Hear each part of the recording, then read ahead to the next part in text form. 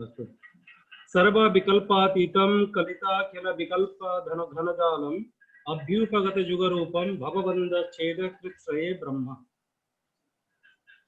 विश्वेश्वरानंद विश्वबंधु संस्कृत एवं भारत भारती अनुचलन संस्थान साधु आश्रम होशियारपुर, भारत शिक्षण मंडल तथा शास्त्र रक्षण प्रकल्प संस्कृत भारती के संयुक्त सहभागिता में प्रचल्यमान यह व्यास भाष्य के पंक्ति सह अध्ययन का आज 15 व्याख्यान है।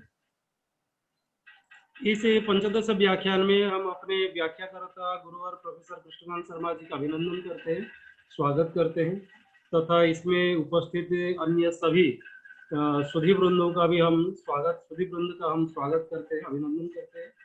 अब मैं गुरुजी से निवेदन करता हूं कि आज का पाठ का प्रारंभ करें।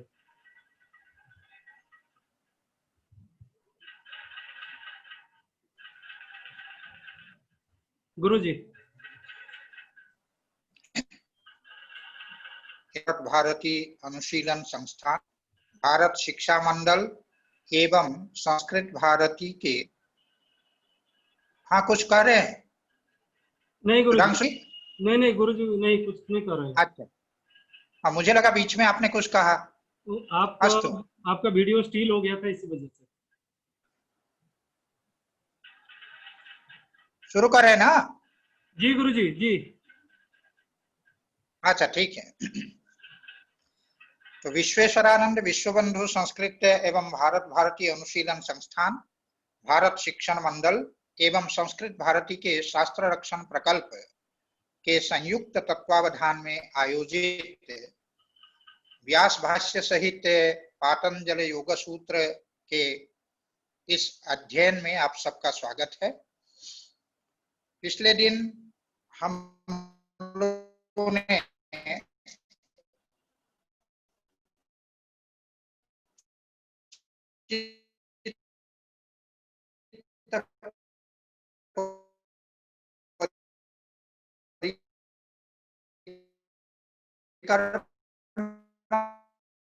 के विषय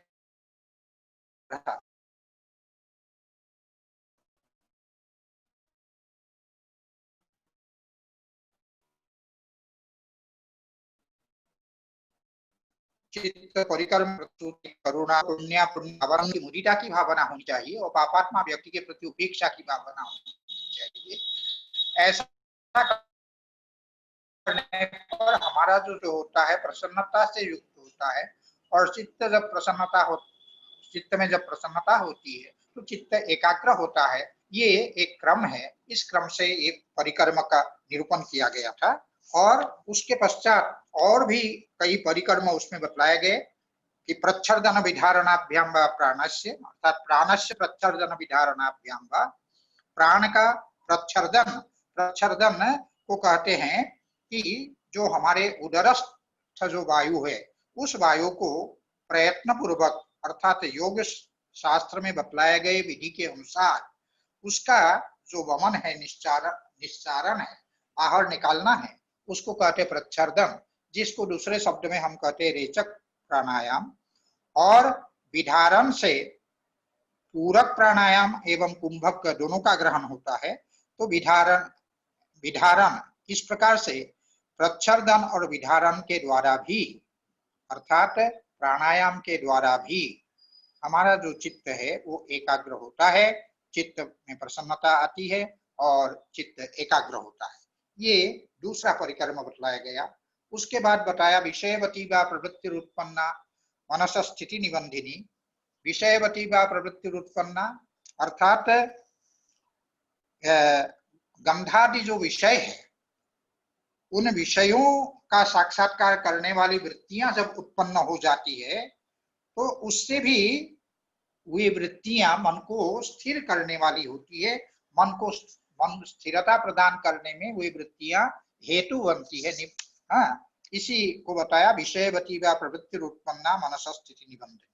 उसका स्पष्टीकरण करते हुए व्याख्याकार ने व्यास ने ये बतलाया कि नासिका के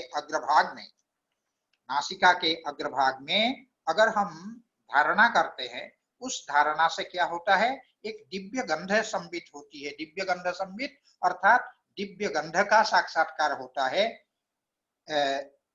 वो दिव्य गंध विषयिनी प्रवृत्ति है, विषयवती प्रवृत्ति है, दिव्य गंध विषय प्रवृत्ति उसको हम कहेंगे। उसी प्रकार से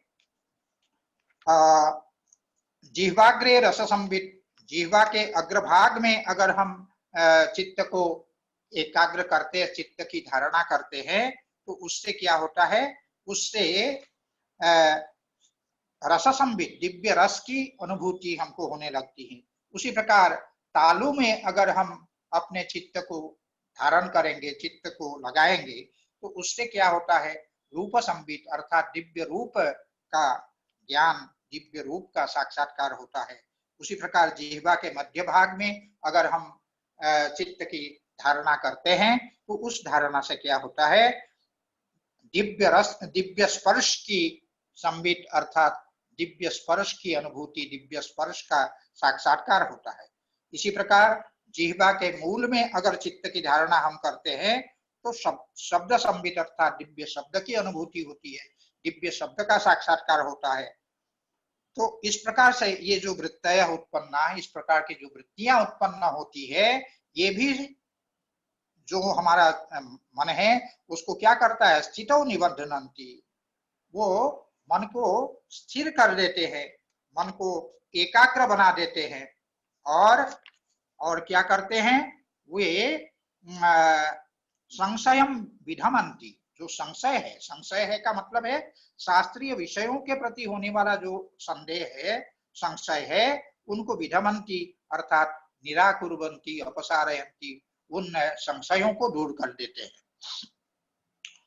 और इसके पश्चात बताया कि समाधि प्रज्ञायाम च द्वारी भवन्ति, और जो समाधि प्रज्ञा है, समाधि प्रज्ञा माने समाधि जन्य जो रितम भरा प्रज्ञा तक पहुंचने में यह जो है, ये वृत्तियां, ये प्रवृत्तियां कारण बनती है, तो उसी को कहते हैं कि समाधि प्रज्ञायाम च द्वारी भवन्ति, समाधि प्रज्ञा में ये द्वार बनते हैं, माध्यम बनते, साधन बनते हैं। इसके पश्चात ये बताया कि एतेन चंद्रादित्य ग्रह मणि प्रदीप रत्नादिषु प्रवृत्तिरुत्पन्ना विषयवती एव वेदितव्या।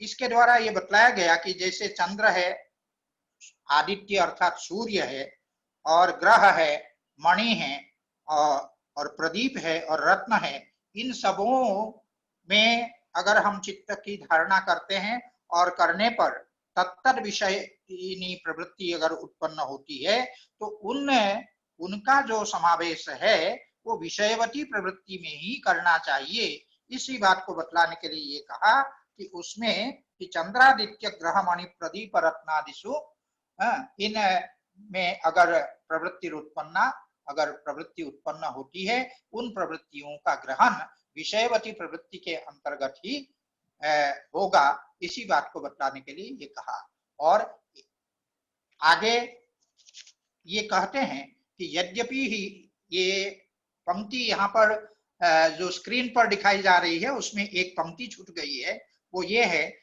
यद्यपि ही तत्तत् शास्त्रानुमानाचार्योपदेशैर् अवगतम अर्थतत्वं सद्भूतमेव भवति।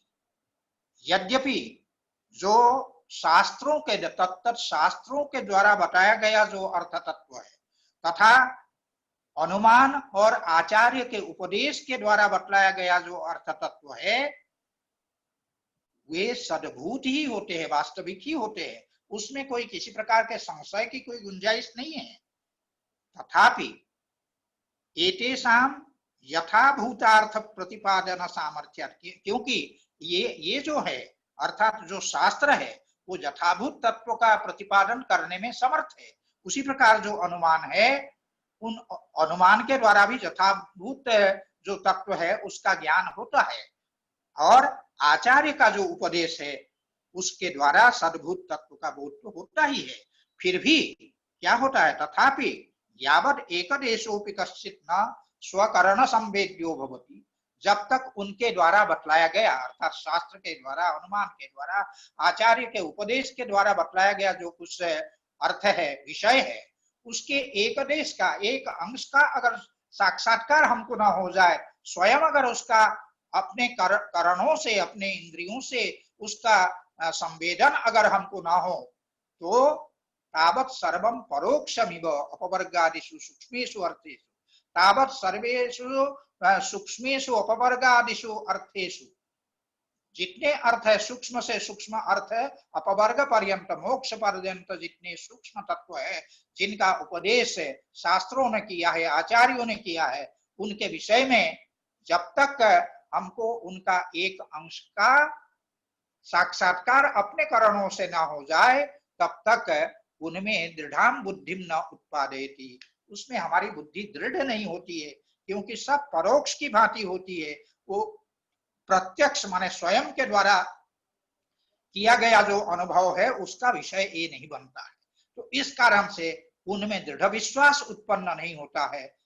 इसी कारण से शास्त्र के प्रति, अनुमान के प्रति, आचार्य के द्वारा दिए गए उपदेश के प्रति हमारे मन में दृढ़ विश्वास उत्पन्न हो, उसी के लिए क्या करते हैं, उसी को कह रहे तस्मात् शास्त्रानुमानाचार्योपदेशोद्बलनार्थम एव अवश्यम कश्चित् अर्थ विशेष प्रत्यक्षी कर्तव्यः।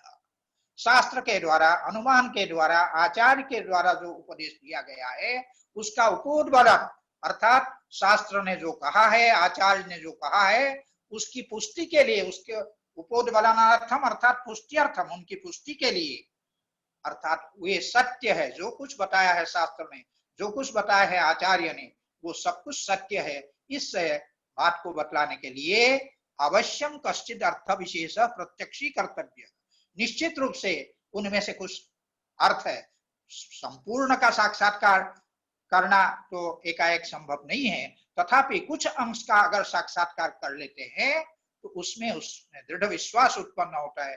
तत्र तदुपदिष्टार्थैकदेश प्रत्यक्षत्वे सति, उनके द्वारा उपदिष्ट जो अर्थ है उसका अगर एक आदेश, एकांश का प्रत्यक्ष अगर हमको हो जाए तो क्या होता है, सर्वम सुसूक्ष्म विषयम अपि अपवर्गात् श्रद्धीयते, अपवर्ग पर्यंत सूक्ष्म से सूक्ष्मतर, सूक्ष्मतम जो तत्व है उन तत्वों के प्रति हमारे भीतर, हमारे चित्त में श्रद्धा उत्पन्न होती है, विश्वास उत्पन्न होता है। एतदर्थम एव इदम चित्त कर्म निर्दिश्यते, इसी के लिए ये जो चित्त परिकर्म है, चित्त परिकर्म का निर्देश इसी के लिए किया गया है कि इसके द्वारा जब शास्त्र में बताया गया एकांश का, गुरु के द्वारा उपदिष्ट विषय के एकांश का बोध है इन परिकर्मों के द्वारा हो जाता है, तब हमारा जो मन है उसमें श्रद्धा उत्पन्न होता है उन विषयों के प्रति हमारे मन में। तो ये इसी उद्देश्य से चित्त के जो परिकर्म है वे सब बतलाया गया है। और आगे ये बतलाया गया कि तत्र अन्यतासु वृत्तिषु तद विषयायाम, अन्यतासु वृत्तिषु तद विषयायाम वशीकार संज्ञायाम उपजातायाम चित्तम समर्थम स्यात् तस्य तस्य अर्थस्य प्रत्यक्षीकरणाय। अन्यतासु वृत्तिषु, जो वृत्तियां है वो बहुत अधिक समय तक ये जो विषयवती प्रवृत्ति की जो बात बतलाई गई है, ये विषयवती जो प्रवृत्ति है ये बहुत अधिक समय तक टिकने वाली नहीं होती है। इन वृत्तियों का जो है अंत होने वाली होता है। इस कारण से ये कहते हैं अन्यतासु वृत्तिषु, ये चूंकि स्थायी नहीं होती है ये वृत्तियां, इस कारण से आगे कहते हैं कि अन्यतासु वृत्तिषु तद विषयायाम वशीकार संज्ञायाम, तद विषयायाम माने उन वृत्तियों के जो विषय है वो जो वशीकार संज्ञा वैराग्य है, वो वशीकार संज्ञा वैराग्यायाम उपजातायाम, वशीकार संज्ञायाम उपजातायाम, वशीकार संज्ञा जो वैराग्य है उस वैराग्य उत्पन्न हो जाने पर उनके विषय में, उन वृत्तियों के विषय में जब वशीकार संज्ञा वैराग्य उत्पन्न हो जाता है तब जातायाम चित्तम समर्थम स्यात् तस्य तस्य अर्थस्य प्रत्यक्षीकरणाय, तब तत्त अर्थों का, तत्त विषयों का प्रत्यक्षीकरण करने में चित्त जो है सक्षम होता है। ये उसमें बताया गया है तद विषयायाम वशीकार संज्ञायाम उपजातायाम प्रत्यक्षीकरणाय तस्य तस्य अर्थस्य प्रत्यक्षीकरणाय अर्थात उत्तर उत्तर भूमियों में होने वाले जो विषय है, तत्तर अर्थस्य का तात्पर्य है उत्तर उत्तर जो योग भूमि है उनमें होने वाले जो ध्येय पदार्थ है उनका साक्षात्कार करने में हमारा जो चित्त है वो समर्थ हो जाता है, ये इसमें बताया गया।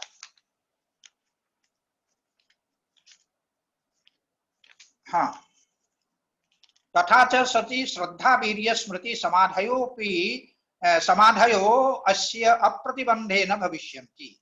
और ऐसा होने पर क्या होता है, ऐसा होने पर हमारा जो चित्त है वो उसमें जो श्रद्धा वीर्य स्मृति समाधि अर्थात ये जो उपाय प्रत्यय असंप्रज्ञात योग के जो उपाय बतलाए गए थे, उपाय कौन कौन से है, श्रद्धा है, वीर्य है, स्मृति है, समाधि, प्रज्ञा, ये जो है ये सब अप्रतिबंधेन भविष्यन्ति।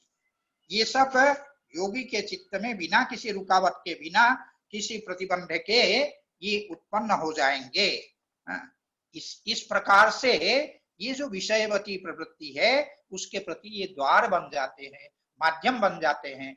किसके लिए, उस असंप्रज्ञात समाधि के लिए, क्योंकि इनके द्वारा असंप्रज्ञात समाधि के जो उपाय भूत श्रद्धा आदि है वो श्रद्धा आदि बिना किसी रुकावट के उत्पन्न होते हैं और उत्पन्न होने पर असंप्रज्ञात समाधि सिद्ध होती है। तो ये इस चित्त परिक्रम का ये लाभ है, इसको बतलाया। इसके बाद फिर विशोकावा ज्योतिष्मति ये बताया गया। जो विशोका नामक जो ज्योतिष्मति प्रवृत्ति है वो जब उत्पन्न होती है, वह जब उत्पन्न हो जाती है उससे भी क्या होता है, योगी का जो चित्त है वो स्थिर होता है। वो भी योगी के चित्त को स्थिर करने वाली होती है वो विशोका ज्योतिष्मति प्रवृत्ति। तो इस सूत्र की व्याख्या करते हुए व्यास ने ये कहा कि प्रवृत्ति उत्पन्ना मनस स्थिति निबंधिनी इति अनुवर्तते। सूत्र में तो प्रवृत्ति उत्पन्ना मनस स्थिति निबंधिनी ये नहीं है, पूर्व सूत्र में ये था विषयवती व प्रवृत्ति उत्पन्ना मनस स्थिति निबंधिनी। सूत्र में प्रवृत्ति उत्पन्ना मनस स्थिति निबंधिनी इतना अंश था, लेकिन विशोकावा ज्योतिष्मति सूत्र में इतना अंश चूंकि नहीं है, इसीलिए भाष्यकार कहते हैं कि इतने का अनुवर्तन इस सूत्र में कर लेना चाहिए। पूर्व सूत्र से इस सूत्र में इसका अनुवर्तन कर लेना चाहिए। व्याकरण में भी आप लोग पढ़ते हैं, सूत्रेषु अदृष्टम पदम सूत्रांतराद अनुवर्तनीयम सर्वत्र। ये केवल व्याकरण के लिए नहीं है, अपितु अन्य अन्य शास्त्रों में भी ये अनुवर्तन की परंपरा है। तो यहाँ भी प्रवृत्ति उत्पन्ना मनस स्थिति निबंधिनी इतने अंश का अनुवर्तन कर लेना चाहिए। इससे यही हुआ कि विशोका प्रवृत्ति अगर ज्योतिष्मति विशोका प्रवृत्ति अगर उत्पन्न होती है उससे भी वह प्रवृत्ति मन के स्थिति के प्रति कारण, मन की स्थिरता के प्रति, मन की एकाग्रता के प्रति वह कारण हो जाती है। तो ये बताया। तो उसका जो स्वरूप है, उस प्रवृत्ति का जो स्वरूप है उसको बतलाते हुए आगे कहा हृदय पुंडरी के धारय तो जा बुद्धि संबित बुद्धि सत्वम है। हाँ, हृदय पुंडरीक, हृदय में, हमारे हृदय में, योगी के हृदय में एक अष्टदल जो कमल है उसकी कल्पना की जाती है। उस अष्टदल कमल में जब हृदय पुंडरी के, उस हृदय पुंडरीक अर्थात हृदय में विद्यमान उस अष्टदल कमल में जब चित्त की धारणा करते हैं तो उससे क्या है, या बुद्धि संबित। बुद्धि संबित माने जिसमें बुद्धि का संबित हो, बुद्धि का साक्षात्कार हो, बुद्धि साक्षात्कारवती जो उत्पत्ति होती है। यहाँ ध्यान देने की बात ये है, तो ये जो विशोका ज्योतिष्मति है वो ये प्रवृत्ति दो प्रकार की होती है, एक बुद्धि संविद रूपिणी है और दूसरा जो है अस्मिता संविद रूपिणी है। तो पहली जो बुद्धि संविद रूपिणी है उसी की व्याख्या ये करते हुए कहते हैं हृदय पुंडरी के धारयतः या बुद्धि संवित। हृदय में जो पुंडरी के अष्टदल कमल है उसकी धारणा करने से जो बुद्धि संवित अर्थात बुद्धि के साक्षात्कारवती जो प्रवृत्ति उत्पन्न होती है वह बुद्धि सत्व उस समय कैसा प्रतीत होता है, उसको बुद्धि सत्वम ही भास्वरम आकाशकल्पम तत्र स्थिति वैशार्यात् प्रवृत्ति ही सूर्येन्दु ग्रह मणि प्रभा रूपाकारेण विकल्पते। उसमें वो जो बुद्धि सत्व है उसमें चूंकि रजोगुण और तमोगुण सर्वथा अभिभूत हो जाता है। इस कारण से वो भास्वरम, हाँ, उसका स्वरूप क्या होता है? भास्वर होता है। और कैसा होता है? वह आकाशकल्पम, व्यापक होता है। तत्र स्थिति वैशारद्यात्, उसमें जो स्थिति का वैशारद्य अर्थात निर्मलता जब उस चित्त में हो जाती है, तब फिर ये पदार्थ कैसे दिखते हैं? अत्यंत चमकीले दिखते हैं, जैसे सूर्य की आभा है, जैसे इंदु की, चंद्रमा की आभा है, ग्रह की आभा है, मणि की आभा है। उन सब आभाओं के आकार में ये आकारित हो जाता है। ये उस बुद्धि संबित रूपिणी जो प्रवृत्ति है, उस प्रवृत्ति का जो स्वरूप है उसको बतलाया। उसी प्रकार से जो अस्मिता संबित रूपिणी जो प्रवृत्ति है, उस प्रवृत्ति को बतलाते हुए आगे कहते हैं, क्या कहते हैं? तथा अस्मितायाम समापन्नम चित्तम, उसी प्रकार जो अस्मिता है उसमें समापन्न माने तदाकाराकारित जब चित्त हो जाता है, अस्मिता अर्थात बुद्धि प्रतिबिंबित जो पुरुष है, उसमें जब तदाकाराकारित हमारा चित्त होता है, तब क्या होता है? निस्तरंग महोदधिकल्पम, सर्वथा तरंग शून्य महासागर के समान और अत्यंत शांत। शांत इसीलिए क्योंकि उसमें रजोगुण और तमोगुण के तरंगों का अभाव है, इसीलिए वह इस प्रकार का अनंत अर्थात सीमा रहित और व्यापक, इस प्रकार अस्मिता मात्र, जिसमें केवल अस्मिता तत्व का बोध होता है, साक्षात्कार होता है, तो ऐसा जो है उस समय भान होता है। उसके विषय में जो पंचशिखाचार्य का सूत्र है उसको उद्धृत करते हुए कहा, यत्र इदम उक्तम तम अनुमात्रम आत्मानम अनुविद्यास्मि इत्येवं तावत् संप्रजानीते। तम अनुमात्रम, वह जो है अनुमात्र अर्थात अत्यंत सूक्ष्म, और आत्मानम, आत्मानम का तात्पर्य ये अहंता का जो आधारभूत अस्मिता तत्व है, उस तत्व को अनुविद्य माने अनुचिंत्य, उसको जान करके अस्मि, अस्मि माने अहम अस्मि, इस प्रकार से इत्येवं तावत् संप्रजानीते, इस प्रकार सम्यक रूप से ज्ञान होता है, तो ये साक्षात्कार होता है, तो ये इस प्रकार की स्थिति होती। ऐसा द्वयी विषयों का विषयवती अस्मिता मात्रा च, ये जो है ज्योतिषमती विषु का जो प्रवृत्ति है वो दो प्रकार की हुई, एक विषयवती ये बुद्धि संविद रूपिणी, और दूसरा जो है अस्मिता संविद रूपिणी। इस प्रकार से दो प्रकार की होती है। ज्योतिषमती तुच्यते यया योगिनश् चित्तम स्थितिपदम लभते, इसके उत्पन्न होने पर भी योगी का जो चित्त है वो स्थिर हो जाता है। और आगे बताया वीतराग विषयम चित्तम, वीतराग जो सनक सनंद आदि जो योगी है उनके चित्त को अगर कोई आलंबन बनाता है तो उसको आलंबन बनाने वाला जो योगी का चित्त है वो भी स्थिर हो जाता है। ये एक अन्य परिक्रम है। इसी प्रकार से स्वप्न निद्रा ज्ञान आलंबनम वा, स्वप्न और निद्रा का जो ज्ञान है, स्वप्न और निद्रा कालीन जो ज्ञान है उसको आलंबन बनाने वाला जो चित्त है, वह चित्त भी क्या होता है? तदाकारम योगिनश् चित्तम स्थितिपदम लभते। उस योगी का जो चित्त है वो जब स्वप्न ज्ञानाकारित होता है या निद्रा ज्ञानाकारित होता है, उस प्रकार के योगी का चित्त भी स्थितिपदम लभते, स्थिर हो जाता है, एकाग्र हो जाता है। और अंत में बताया था यथाभिमत ध्यानात् वा, अथवा यदेव अभिमतम, जो भी आपको अभिमत है ऐसे अभिमत ध्येय का ध्यान करना चाहिए। तदेव ध्यायेत् तत्र लब्ध स्थितिकम अन्यत्रापि स्थितिपदम लभते। अगर एक जगह चित्त अगर स्थिर हो गया तो अन्यत्र भी वह आपका जो चित्त है वो स्थिर हो जाएगा।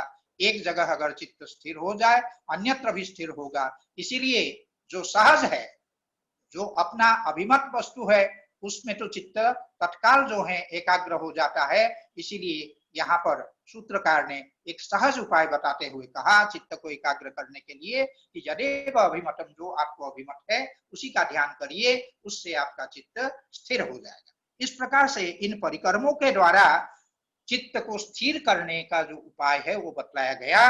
चित्त को एकाग्र करने का उपाय बतलाया गया, चित्त प्रसादन का उपाय बतलाया गया। अब ये जो चित्त प्रसादन होता है, वह चित्त प्रसादन का जो सामर्थ्य है वो कहाँ तक होता है उसको बताते हुए यहाँ पर कहते हैं परमाणु परम महत्वांतोस्य वशीकारः। अर्थात ये जो परिकर्मों के द्वारा जिसका चित्त संशोधित हो गया हो, परिष्कृत हो गया हो, ऐसे चित्त का जो वशीकार है, वशीकारः अस्य वशीकारः, वशीकारः अर्थात एकाग्रता, ऐसे चित्त की जो एकाग्रता है वशीकारः, वो कहाँ तक, उसकी सीमा कहाँ तक है, कहाँ तक वो वशीकार संभव है, कहाँ तक एकाग्रता संभव है? तो कहते परमाणु महत्तत्वांतः। परमाणु महत्तत्वांतः माने जो सूक्ष्म परमाणु है, सूक्ष्म जो परमाणु है, कई व्याख्याकार ने उनको परमाणु को पंच तन्मात्र के रूप में देखा है। तो सूक्ष्म जो पंच तन्मात्र अथवा परमाणु है वहां तक प्रवेश करने में योगी का चित्त सक्षम हो जाता है और वहां तक एकाग्र होने में चित्त सक्षम हो जाता है। फिर दूसरी ओर जो महत्त्व परम महत्वांतः, परम महत्वांतः माने जो परम महत् जो परिमाण वाले तत्व है, परम महत् परिमाण वाले तत्व जैसे आकाश है, और व्याख्याकारों ने उसका अर्थ अस्मिता तत्व जो है उसको बतलाया है। तो अस्मिता तत्व पर्यंत वो जो चित्त है उसको स्थिर करने में योगी सक्षम होते हैं। इसी बात को इस सूत्र के द्वारा बतलाया गया। अब हम भाष्य को देखें। सूक्ष्मे निविशमानस्य परमाण्वन्तम स्थितिपदम लभते। सूक्ष्मे निविशमानस्य जो चित्त सूक्ष्म से सूक्ष्म अर्थात जो सूक्ष्म विषय एकाग्रता है, उस एकाग्रता के विषय में यहाँ पर बतलाते हुए ये कहते हैं सूक्ष्मे निविशमानस्य, जो सूक्ष्म तत्व है उसमें जब निविष्ट होता है योगी का चित्त, सूक्ष्म विषय में जब योगी अपने चित्त को लगाते हैं तो कितने सूक्ष्म तक वो साक्षात्कार करने में सक्षम होता है? तो कहते परमाणुवंतम, परमाणु पर्यंत अथवा तन्मात्र पर्यंत स्थिति पदम लभते, अपने चित्त को स्थिर करने में। देखिए जो अत्यंत सूक्ष्म वस्तु हो उसमें चित्त को स्थिर करना कठिन होता है। इसीलिए दीवार में अगर एक छोटा सा पॉइंट एक पेंसिल से एक डॉट अगर कोई लगा देते हैं, कोई कहे कि इसको देखो, उसको देखना अपने आप में बड़ा कठिन होता है, क्योंकि चित्त जब तक उस पॉइंट पर एकाग्र नहीं हो जाएगा तब तक उसका दर्शन करना कठिन होता है। उसी प्रकार जो अत्यंत सूक्ष्म है परमाणु या अत्यंत सूक्ष्म है जो पंचतन्मात्र, वहां जाकर के चित्त को स्थिर होना अपने आप में अत्यंत कठिन है। लेकिन इन परिकर्मों से जिनका चित्त अत्यंत परिष्कृत हो गया है, अत्यंत निर्मल हो गया है, ऐसा जो चित्त है वो परमाणु पर्यंत या पंचतन्मात्र पर्यंत अपने चित्त को स्थिर करने में सक्षम हो जाता है। उसी प्रकार स्थूल से स्थूल पदार्थों में जब अपने चित्त को लगाता है योगी, स्थूले निविशमानस्य परम महत्वांतम, परम महत् तत्व जैसे आकाश तत्व है, जैसे अस्मिता तत्व है, वहां तक स्थिति पदम लभते, वहां तक जो है वो स्थिरता को प्राप्त करने में जो चित्त है वो सक्षम हो जाता है। स्थिति पदम चित्तस्य, चित्त की स्थिरता वहां तक होती है। एवं ताम उभयीं कोटिम अनुधावतो योस्य अप्रतिघातः स परो वशीकारः। एवं ताम उभयीं कोटिम, दो कोटि बताई गई, सूक्ष्म से सूक्ष्म, सूक्ष्मतर सूक्ष्मतम तत्व एक और दूसरी ओर परम महत् से परम महत्, जो महत् से महत्तर महत्तम होते हुए परम महत् पर्यंत साक्षात्कार करने में जो चित्त सक्षम होता है। तो इसीलिए उभय कोटिम अनुधावतः, उसका अनुधावन करता हुआ जो चित्त है वो यह अस्य अप्रतिघातः स परो वशीकारः, उसमें बिना किसी अप्रतिघातः माने बिना किसी रुकावट के वहां तक जाता हुआ जो चित्त है उसमें बिना किसी रुकावट के वहां तक पहुंचने में वह सक्षम होता है। तो सपरः अर्थात उत्कृष्टः, सह परः वशीकारः अर्थात सह उत्कृष्टः वशीकारः, वो अत्यंत उत्कृष्ट वशीकार अर्थात सामर्थ्य, क्षमता, चित्त को एकाग्र करने की क्षमता होती है। तो ये कैसे है? तद वशीकारात् परिपूर्णम योगिनश्चित्तम न पुनरभ्यास कृतम परिकर्म अपेक्षते इति। तद वशीकारात्, जब एक और सूक्ष्म से सूक्ष्मतम जो तत्व है परमाणु पर्यंत या पंचतन्मात्र पर्यंत, दूसरी ओर परम महत पर्यंत आकाश पर्यंत अथवा अस्मिता तत्व पर्यंत साक्षात्कार करने में जो चित्त उसमें चित्त को एकाग्र करने में, स्थिर करने में सक्षम होता है, ऐसा वशीकारा, ऐसी जो एकाग्रता है, उस एकाग्रता से जो परिपूर्ण है, वशीकारात् परिपूर्णम योगिनः चित्तम, इस प्रकार का योगी का जो परिपूर्ण चित्त है वो न पुनरअभ्यास कृतम परिकर्म अपेक्षते, उसको अभ्यास से किए जाने वाला जो ये परिकर्म है, अभ्यास अर्थात अभ्यास के द्वारा जो साध्य है, अभ्यास के द्वारा जिसको किया जाता है, सिद्ध होता है, ऐसा जो परिकर्म है अर्थात चित्त का जो परिष्करण है, चित्त का जो मार्जन है, वो करने की फिर अपेक्षा नहीं रह जाती है, आवश्यकता नहीं रह जाती है। इस प्रकार से बतलाने के पश्चात अब कहते अथ लब्ध स्थितिकस्य चेतसः किं स्वरूपा किं विषया वा समापत्तिरिति। अथ लब्ध स्थितिकस्य अर्थात परिकर्मों के द्वारा, पूर्वोक्त जो परिकर्म है उन परिकर्मों के द्वारा लब्ध स्थितिकस्य चेतसः, चेतसः का विशेषण है लब्ध स्थितिकस्य, लब्धा स्थितिर्येन तत्लब्ध स्थितिकम, जिसने स्थिरता को प्राप्त कर लिया है, ऐसा जो चेतस माने चित्तस्य, ऐसा जो चित्त है योगी का, वो किं स्वरूपा, उसका स्वरूप क्या है, किम विषया वा समापत्ति, उसमें किम विषया समापत्ति अर्थात कौन से ध्येय विषयक उसमें समापत्ति माने तदाकाराकारिता, सम्यक आपत्ति समापत्ति माने तदाकाराकारिता, उसको कहते हैं समापत्ति। तो वो किम विषय वो होती है, इसे को बतलाने के लिए यहाँ पर कहते हैं सूत्रकार क्या कहते हैं, क्षीण वृत्तेर अभिजातस्यैव मणेर ग्रहितृग्रहण ग्राह्येषु तत्सततंजनता समापत्ति। क्षीण वृत्तेः अभिजातस्य इव मणेः ग्रहितृग्रहण ग्राह्येषु तत्सततंजनता समापत्ति। यहाँ पर अभिजातस्य मणेः इव, अभिजातस्य मणेः इव, अभिजातस्य मणेः, अभिजात मणि कहते हैं श्रेष्ठ मणि, श्रेष्ठ मणि अर्थात अत्यंत स्वच्छ निर्मल मणि, वो होता है स्फटिक मणि। आप सब जानते होंगे कि स्फटिक मणि जो है अत्यंत स्वच्छ होता है, आर पार पूरा दिखता है। तो वो जो स्फटिक मणि है, अभिजात मणि है, उसी के समान अभिजातस्य इव मणेः, अर्थात जो अभिजात मणि है, निर्मल स्फटिक मणि है, उसी के समान क्षीण वृत्तेः, क्षीण वृत्ते का तात्पर्य क्या है, क्षीणाः माने अपगताः, वृत्तयः यस्य, जिनकी वृत्तियां क्षीण हो गई, कौन वृत्तियां, वही राजस तामस वृत्तयः, जिनकी राजस और तामस वृत्तियां क्षीण हो गई है, ऐसे क्षीण वृत्तेः, क्षीण वृत्तेः ग्रहितृग्रहण ग्राह्येषु तत्सततंजनता, ऐसा जो चित्त है जिस चित्त में राजस और तामस वृत्तियां क्षीण हो गई हो, इस प्रकार के चित्त की क्या होती है, ग्रहितृग्रहण ग्राह्येषु, ग्रहितृग्रहण ग्राह्येषु, ग्रहीता कहते हैं अस्मिता रूप जो पुरुष है, बुद्धि प्रतिबिंबित जो पुरुष है, उसको यहाँ पर ग्रहीता शब्द से कहा गया है।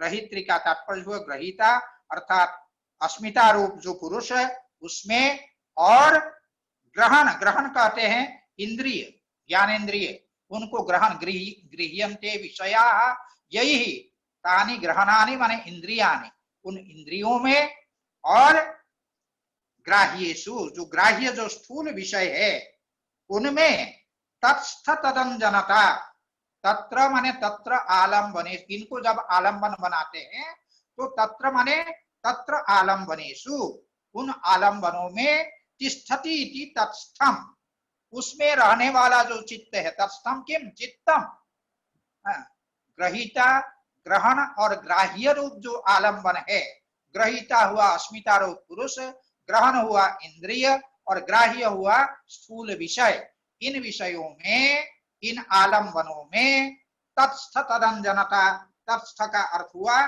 तत्र आलम्बनेषु तिष्ठति इति तत्स्थम अर्थात चित्तम, उन आलम्बनों में रहने वाला जो चित्त है, तस्य तत्स्थस्य चित्तस्य तदंजनता, तदंजनता का तात्पर्य है तद्रूपता, तदंजनता अर्थात तद्रूपता, तदाकाराकारी तथा तन्मयता, ये जो है उन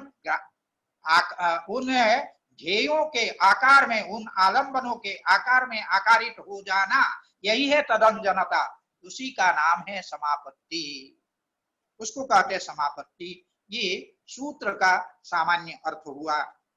समापत्ति शब्द का भी यही अर्थ है, सम्यक प्रकार से आपत्ति, आपत्ति का तात्पर्य है तदाकाराकारित होना, यही है। अब इसकी व्याख्या करते हुए भाष्यकार कहते हैं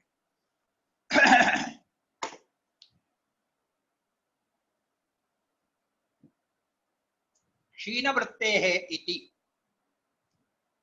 प्रत्यस्तमित प्रत्ययस्य इत्यर्थः। क्षीण वृत्ते है जो कहा, क्षीण वृत्ते का अर्थ क्या है? भाष्यकार कहते हैं क्षीण वृत्ते का अर्थ है प्रत्यस्तमित प्रत्ययस्य। प्रत्यस्तमित प्रत्ययस्य का क्या अर्थ है? प्रत्यस्तमिताः प्रत्ययाः अर्थात वृत्तयः, यस्य स प्रत्यस्तमित प्रत्ययस्य तस्य प्रत्यस्तमित प्रत्ययस्य चित्तस्य, जिस चित्त में वृत्तियां क्षीण हो गई है, अर्थात जो प्रत्यय है, प्रत्यय अर्थात वृत्तियां प्रत्यस्तमित हो गई है, अर्थात वो ये वृत्तियां क्षीण हो गई है, ऐसे जो वृत्ति वाला जो चित्त है उसका अभिजातस्य मणेरिव, अभिजातस्य मणेः इव दृष्टांतोपादानम। यहाँ पर ये कह रहे हैं कि अभिजातस्य मणेः जो ये कहा गया है, ये किसका उपादान है, किसका ग्रहण है? उपादानम माने ग्रहणम, ये दृष्टांत है। अभिजातस्य मणेः ये एक दृष्टांत है, ये दृष्टांत का ग्रहण यहाँ पर किया गया है। वो अभिजात मणि है क्या, उसको बता रहे हैं, उस दृष्टांत को समझाते हुए यहाँ पर बता रहे हैं। यथा स्फटिकः, जिस प्रकार से जो स्फटिक है वो उपाश्रय भेदा तत्तद रूपोपरक्तः, जो स्फटिक मणि होता है वो उपाश्रय भेदा, उपाश्रय माने जो निकटस्थ जो पदार्थ है, उसके निकट विद्यमान जो भी पदार्थ है उसके भिन्न भिन्न होने के कारण आप उसके बगल में चाहे नीले रंग का, चाहे पीले रंग का, चाहे किसी भी रंग का कोई पुष्प रख दे तो वो हुआ उसका उपाश्रय, वो आलम्बन। तो उपाश्रय के भेद से जो निकटस्थ जो पदार्थ है उसके भेद से तत्तद रूपोपरक्तः, तत्पद रूपोपरक्तः माने उस उपाश्रय के रूप में जो उपरंजित हो जाता है, उस उपाश्रय के आकार में जो आकारित हो जाता है, उपाश्रय के आकार में आकारित होता हुआ जो भाषित होता है, उसी को कहते हैं तत्तद उपाश्रय भेदा तत्तद रूपोपरक्तः। तत्तद माने उपाश्रय का जो रूप है उसमें उपरक्त होता हुआ, उपरंजित होता हुआ, अर्थात पूर्ण रूपेण तदाकाराकारित होता हुआ, वो क्या है? तत्प्रतिबिंबोद्ग्राही, उसका तात्पर्य है तत्प्रतिबिंबोद्ग्राही, उसके प्रतिबिंब का जो ग्रहण करने वाला होता है, ऐसा जो चित्त है वो उपाश्रय रूपाकारेण निर्भासते, जो बगल में निकट में विद्यमान जो भी आश्रय है, जो भी पदार्थ है, उसका जो भी रूप है, चाहे नीला हो, पीला हो, हरा हो, रक्त हो, किसी भी आकार का हो, उस रूप के आकार में वह स्फटिक निर्भासते, स्फटिक निर्भासते, यथा स्फटिक निर्भासते, स्फटिक निर्भासित होता है, स्फटिक दिखता है। आप सभी लोग जानते हैं कि जपा कुसुम जो है वो लाल रंग का होता है। अगर स्फटिक के बगल में अगर आप जपा कुसुम रख देंगे तो स्फटिक कैसा दिखता है? वो लाल दिखने लगता है। उसको हटा करके अगर पीले रंग का कोई पुष्प उसके बगल में रख देंगे तो स्फटिक जो है पीले रंग का दिखने लगेगा। अगर नील कमल उसके बगल में रख देंगे तो स्फटिक जो है नील वर्ण का दिखने लगेगा।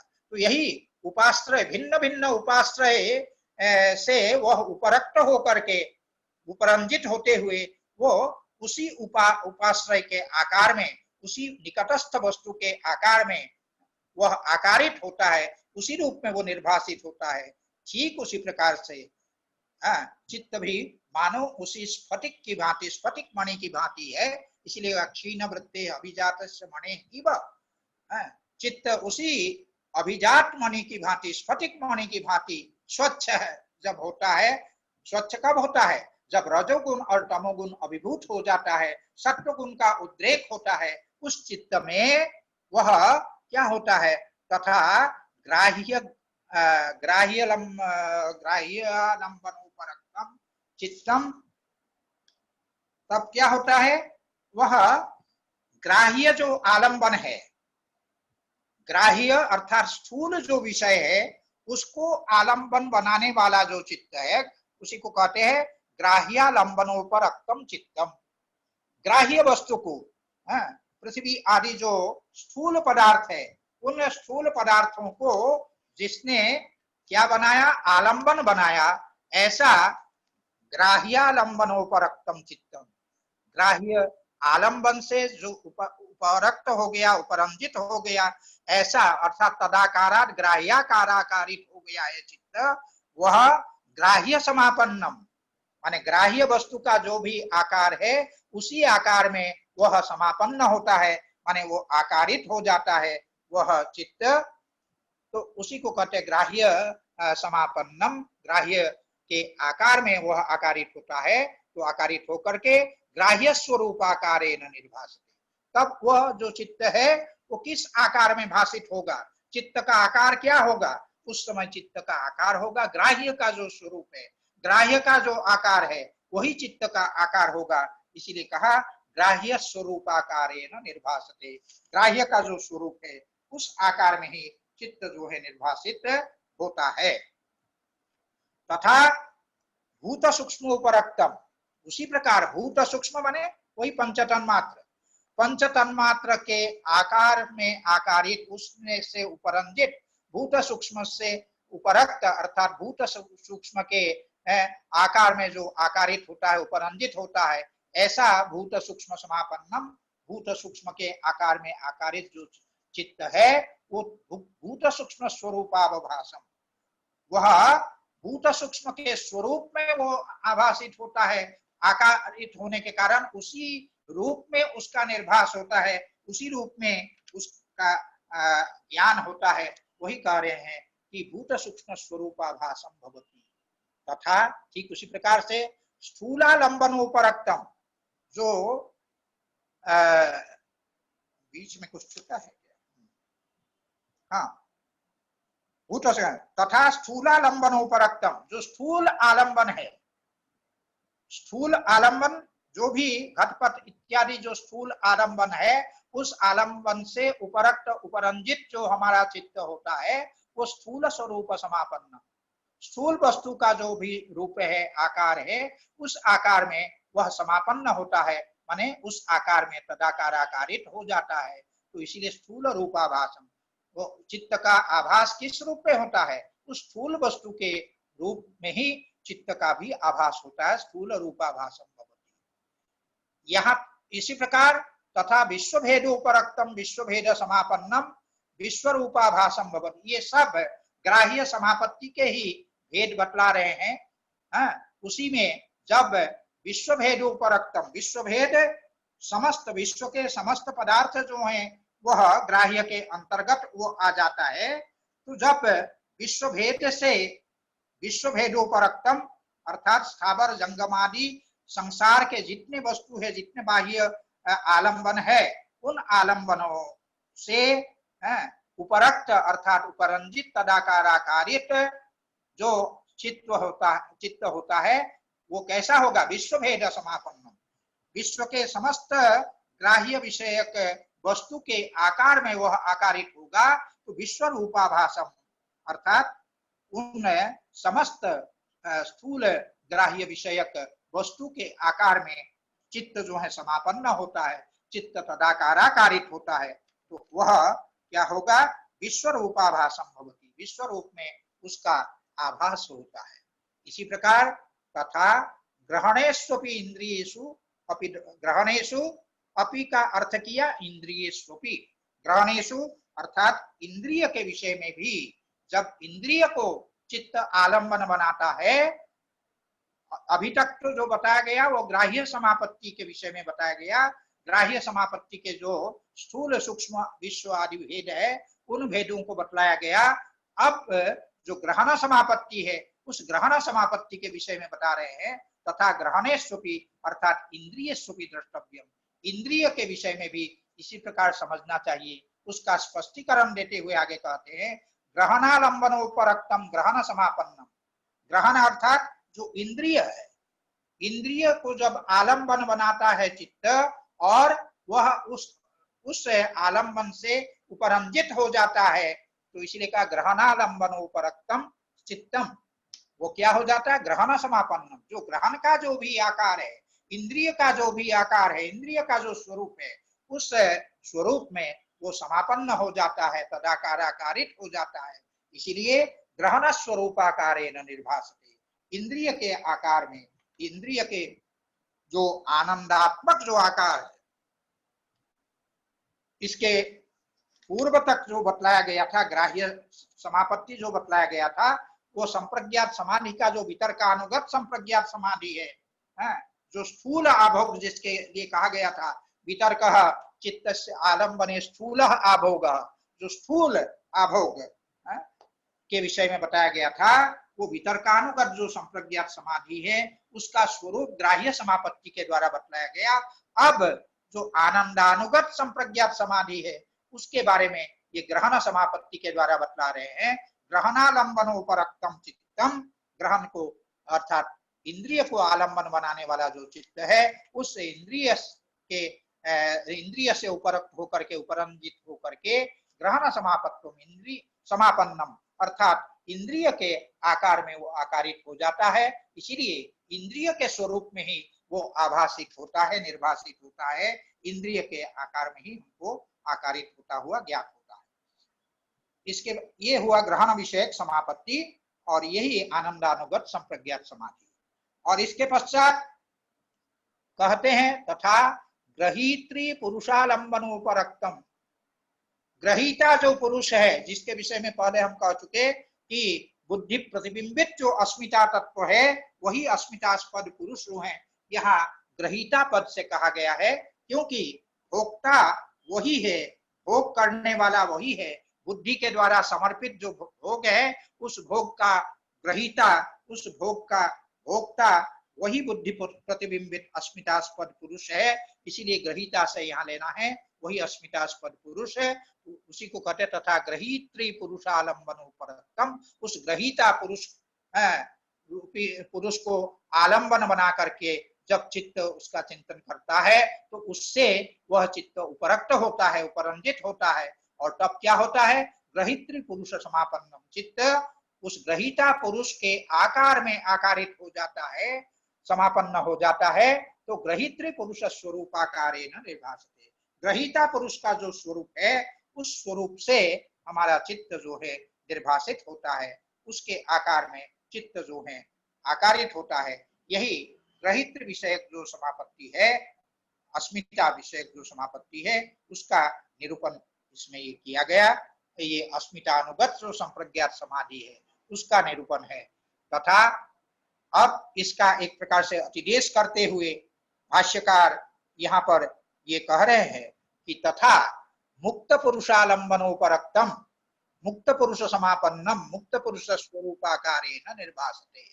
मुक्त पुरुषालंबनोपरक्तम अर्थात जो मुक्त पुरुष है, मुक्त पुरुषों की जो अस्मिता है, यहाँ मुक्त पुरुष से तात्पर्य है जो मुक्त पुरुषों की जो अस्मिता है, पुरुष शब्द का वही अस्मिता तत्व है। मुक्त पुरुषों की जो अस्मिता तत्व है, उसमें जो उसको आलम्बन बनाने वाला जो चित्त है वह उस आलम्बन से उपरक्त होकर के, उपरंजित होकर के वो क्या होता है, मुक्त पुरुष समापन्नम, अर्थात मुक्त पुरुष की जो अस्मिता है उस आकार में वह चित्त आकारित हो जाता है और मुक्त पुरुष स्वरूपाकारेण, मुक्त पुरुष का जो अस्मिता स्वरूप है उस स्वरूप से वह निर्भासित होता है वह चित्त। इस प्रकार से तदेवं अभिजात मणिकल्पस्य चित्तस्य, इस प्रकार से इस प्रकार से अभिजात मणिकल्पस्य चेतसः, जो चित्त जो कि अभिजात मणि के सदृश है, अभिजात मणि अर्थात स्फटिक मणि के सदृश जो हमारा चित्त है उस चित्त का ग्रहित्र ग्रहण ग्राह्येषु, ग्रहीता ग्रहण और ग्राह्य ये जिसके आलंबन है, ग्रहीता अर्थात अस्मिता रूप जो पुरुष है, ग्रहण अर्थात जो इंद्रिय है और ग्राह्य अर्थात स्थूल जो भूत है, ये ग्रहित्री ग्रहण ग्राह्य पद से कहे गए हैं। उसी का स्पष्टीकरण देते हुए विवरण प्रस्तुत करते हुए भाष्यकार कहते हैं पुरुषेंद्रिय भूतेषु, ग्रहीता अर्थात पुरुष, ग्रहण अर्थात इंद्रिय, ग्राह्य अर्थात भूत, स्थूल भूत। इन स्थूल सूक्ष्म भूत वो सभी उससे भूत शब्द से लिए जाएंगे ग्राह्य से, जैसा कि ग्राह्य समापत्ति में हम लोगों ने देखा। तो या तत्स्थ तदंजनता, चित्त की जो तत्स्थ अर्थात उसमें स्थित होकर तदंजनता, तदंजनता माने तदाकाराकारित हो जाना, तदरूप हो जाना, तन्मय हो जाना, यही जो है तेषु स्थितस्य तदाकारापत्ति, उनमें स्थित होता हुआ जो चित्त है उसका जो तदाकारापत्ति अर्थात तत्त पुरुषेंद्रिय भूताकारापत्ति, तत्त पुरुष इंद्रिय और स्थूल महाभूत के आकार में उसका जो आकारित होना है, सा समापत्ति रीति उच्यते, उसी को समापत्ति शब्द से कहा गया है। तो ये समापत्ति का जो स्वरूप है उस समापत्ति के स्वरूप को इस सूत्र के द्वारा बतलाया गया। और ये समापत्ति मुख्य रूप से तीन प्रकार की हो गई, ग्रहित्री समापत्ति, ग्रहण समापत्ति और ग्राह्य समापत्ति। इस रूप में तीन प्रकार की समापत्तियों का इसमें निरूपण किया। इसके पश्चात जो आगे आने वाला जो सूत्र है उसकी भूमिका मात्र आज प्रस्तुत करते हुए हम आज का पाठ समाप्त करेंगे। यदा पुनः शब्द संकेत, यदा पुनः शब्द संकेत स्मृति परिशुद्धौ श्रुतानुमान, ये अवतरणिका इसमें आपके इसमें छूट गई है। यदा पुनः शब्द संकेत स्मृति परिशुद्धौ श्रुतानुमान ज्ञान विकल्प शून्यायाम समाधि प्रज्ञायाम स्वरूप मात्रेण अवस्थितः अर्थः तत्तत् स्वरूपाकार मात्रतयैव अवच्छिद्यते सा च निर्वितर्का समापत्ति। अब ये समापत्ति का जो भेद है, सवितर्का, निर्वितर्का, सविचारा और निर्विचारा, इस प्रकार से चार प्रकार की जो समापत्तियां हैं, उन समापत्तियों के स्वरूप का निरूपण करने के लिए सबसे पहले जो सवितर्का समापत्ति है उसकी अवतरणिका प्रस्तुत कर रहे हैं भाष्यकार कि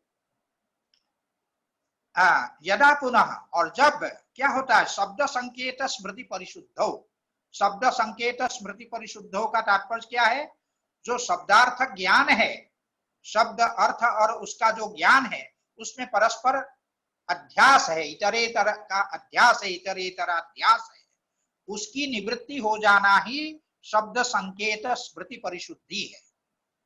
क्या होता है, होता यह है कि वही जैसे गो यह शब्द भी है, गो अर्थ भी है, गो ज्ञान भी है, तीनों चीज शब्द अर्थ और ज्ञान तीनों गौ गौ गौ इसी आकार में भाषित होता है। इस कारण से क्या होता है, ये इतरेतराध्यास होता है। जिस समय शब्द का ज्ञान हम कर रहे हैं उस समय जो है उसमें अर्थ और ज्ञान दोनों जो है भाषित होने, दोनों विकल्प उसमें भाषित होने लगते हैं। फिर जब अर्थ का हम क्या कहते हैं ज्ञान कर रहे हैं उस शब्द से, तो उस समय उस शब्द और ज्ञान दोनों जो है उसमें उपस्थित होने लगते हैं। फिर जिस समय ज्ञान की बात हम कर रहे हैं उस समय शब्द और अर्थ ये दोनों से वह संकीर्ण होने लगता है, मिश्रित होने लगता है। तो इसीलिए यहाँ पर ये कहते हैं कि यदा पुनः शब्द संकेत स्मृति परिशुद्धौ, जब शब्द संकेत की जो स्मृति है अर्थात जो शब्दार्थ ज्ञान का जो इतरेतराध्यास है उसकी जब परिशुद्धि हो जाती है अर्थात निवृत्ति हो जाती है, तब क्या हो जाता है, तब कहते हैं संकेत है क्या, संकेत यही है कि गौरिति शब्दार्थयोर इतरेतराध्यास, गौ गौ गौ इस रूप में जो शब्द अर्थ का जो इतरेतराध्यास है उसको कहते हैं ये सब संकेत, इसीलिए यहाँ पर कहते हैं शब्द संकेत स्मृति परिशुद्ध, शब्द संकेत की स्मृति का जब अर्थात इतरेतराध्यास का जब अपनयन हो जाता है, निवृत्ति हो जाती है, तब क्या होता है, तब श्रुतानुमान ज्ञान विकल्प शून्यायाम समाधि प्रज्ञायाम, तब जो समाधि प्रज्ञा है, समाधि में से उत्पन्न होने वाली जो प्रज्ञा है उस प्रज्ञा में क्या है, वो प्रज्ञा कैसी होती है, श्रुतानुमान ज्ञान विकल्प शून्यायाम, श्रुत ज्ञान और आगम ज्ञान और अनुमान जन्य जो ज्ञान है इनके विकल्पों से अर्थात उनमें जो इतरेतराध्यास है उन इतरेतराध्यास से जब रहित हो जाता है तब उसी को कहते हैं श्रुतानुमान ज्ञान शून्यायाम और समाधि प्रज्ञायाम स्वरूप मात्रेण अवस्थितः, स्वरूप मात्रेण अवस्थितः अर्थः, तब जो अर्थ है वो अर्थ क्या होता है, स्वरूप मात्र से अवस्थित होता है, स्वरूप मात्र से अवस्थित होने का मतलब है वो अपने रूप में केवल अर्थ के रूप में केवल विषय के रूप में वह अवस्थित होता है, स्थूल ध्येय पदार्थ के रूप में, अर्थ का तात्पर्य है स्थूल ध्येय पदार्थ, उस स्थूल ध्येय पदार्थ के रूप में ही वह अवस्थित होता है, तो तत्स्वरूपाकार मात्रतयैव अवच्छिद्यते, तत्स्वरूपाकार मात्रतयैव माने उस स्थूल ध्येय पदार्थ के स्वरूप के आकार मात्र से ही वो अवच्छिद्यते माने वो सीमित हो जाता है, उसमें वह क्या कहते हैं शब्द और ज्ञान से वो संकीर्ण नहीं होता है, तो ये बताया। तो यही कहा कि तत्स्वरूपाकार मात्रतयैव, उसी से अवच्छिद्यते माने वो सीमित हो जाता है। और इससे क्या है, वो कहते हैं समापत्ति, उस समापत्ति, निर्वितर्क का समापत्ति उसी को कहते हैं जिसमें शब्द अर्थ और ज्ञान के जो ये विकल्प है अर्थात इतरेतराध्यास है उसकी निवृत्ति हो जाती है, वो उससे असंकीर्ण तत्र शब्दार्थ ज्ञान विकल्प संकीर्णा समापत्ति। और सॉरी मेरी ओर से एक सूत्र छूट गया था सॉरी, ठीक है, हाँ, जो सवितर का समापत्ति है वो सवितर का समापत्ति की बात होनी चाहिए थी, मैं आगे चला गया था निर्वितर्का की ओर। तो शब्दार्थ ज्ञान विकल्प संकीर्णा सवितर का समापत्ति, जो शब्द अर्थ और ज्ञान के विकल्पों से जब संकीर्ण हो जाता है, मिश्रित हो जाता है समापत्ति, तो उस समापत्ति को कहते हैं सवितर का समापत्ति।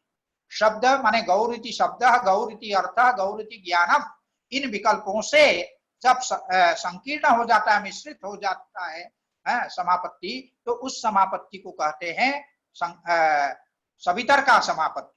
उसी की बात करते तद्यथा गौरिति शब्द, गौरिति अर्थ, गौरिति ज्ञानम इति अविभागेन विभक्तानामपि ग्रहणम दृष्टम, विभक्तानामपि अविभागेन ग्रहणम दृष्टम। वस्तुतः ये परस्पर विभक्त है, वो शब्द भिन्न है, शब्द तो श्रोत्रग्राह्य है, और जो वो अर्थ है वो चक्षुर इंद्रिय ग्राह्य त्वगिंद्रिय ग्राह्य है, लेकिन जो सब हम क्या कहते हैं गौरिति शब्द, गौरिति अर्थ, और जो ज्ञान है वो हमारे चित्त में है, गौरिति जो ज्ञान है वो क्या है, हमारे चित्त में विद्यमान है।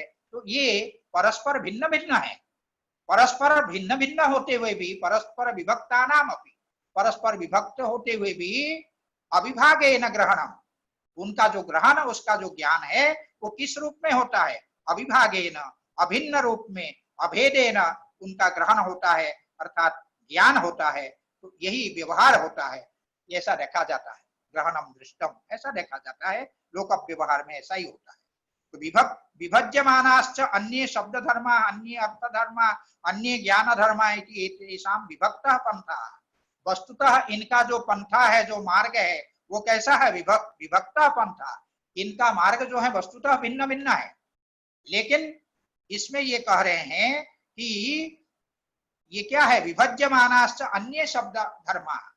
जब इनको हम अलग अलग करते हैं, विभज्यमान अर्थात परीक्षकों के द्वारा जब इनका विवेचन किया जाता है, वस्तुतः शब्द क्या है, अर्थ क्या है, ज्ञान का क्या है, इसका जब विवेचन करते हैं, शब्द का धर्म क्या है, अर्थ का धर्म क्या है, ज्ञान का धर्म क्या है, इसका जब विवेचन करते हैं, तब क्या होता है? विवेचित करने पर शब्द धर्माः, माने शब्द के जो धर्म है वो क्या है? शब्द का धर्म जैसे ह्रस्व दीर्घ प्लुत है, उदात्त अनुदात्त स्वरित है, ये सब जो ध्वनि है, ये ध्वनि जो है वो शब्द के धर्म है, और ये भिन्न है, और साथ ही साथ अन्य, और अर्थ धर्म अन्य, जो अर्थ के धर्म है वो भिन्न है, शब्द के धर्म भिन्न है, और अर्थ के धर्म भी भिन्न है। अर्थ का धर्म क्या है? वो जड़त्व जैसे है, मूर्ति युक्तत्व है, ये सब जो है अर्थ के धर्म है, तो ये अर्थ के धर्म भी भिन्न है। और अन्य ज्ञान धर्म, जो ज्ञान के धर्म है वो भी भिन्न है। ज्ञान के धर्म क्या है? प्रकाशकत्व है, अमूर्तत्व है, ये सब ज्ञान के धर्म है, ये सब धर्म जो है भिन्न भिन्न है। इस प्रकार से इति एषां विभक्तः पंथः, इनका जो मार्ग है वस्तुतः भिन्न भिन्न है। तत्र समापन्नस्य योगिनः जो गवाद्यर्थः, तत्र समापन्नस्य योगिनः अर्थात समापन्नस्य माने समापत्ति को प्राप्त जो योगी का, योगिनः समाधि प्रज्ञायाम, जो समाधि प्रज्ञा है उसमें जो गवाद्यर्थः, जो गो आदि अर्थ है, गो आदि जो अर्थ है योगी की समाधि प्रज्ञा में समारूढ़ है, योगी की समाधि प्रज्ञा में जो विद्यमान है, उपस्थित है, वह सचेत शब्दार्थ ज्ञान विकल्पानुविद्य, अगर वह जो अर्थ है गवाद्य अर्थ है, वो आदि अर्थ है जो कि योगी की समाधि प्रज्ञा में समारूढ़ है, सचेत शब्दार्थ ज्ञान विकल्पानुविद्य, वह योगी के चित्त में आरूढ़ है, वह जो शब्द क्या गो आदि अर्थ है, वह अगर शब्द अर्थ और ज्ञान के विकल्प से अनुविद्य रहता है, माने जुड़ा हुआ रहता है, उससे मिश्रित रहता है, उपावर्तते सा संकीर्णा समापत्ति, इस प्रकार के ये जो मिश्रित, संकीर्णा माने जो मिश्रिता समापत्ति, इस प्रकार की जो मिश्रित जो समापत्ति है, अर्थात इतरेतराध्यास से युक्त जो समापत्ति है, वो सवितर्का समापत्ति, उस समापत्ति को सवितर्का समापत्ति कहते हैं। इस प्रकार से पहले सवितर्का समापत्ति का निरूपण किया गया, निर्वितर्का समापत्ति का निरूपण इसके बाद होगा। तो सवितर्का समापत्ति में ही आज हम पाठ समाप्त करते हैं। धन्यवाद जी गुरु जी, बहुत बहुत धन्यवाद गुरु जी। कोई शंका किसी को है, कोई जिज्ञासा है?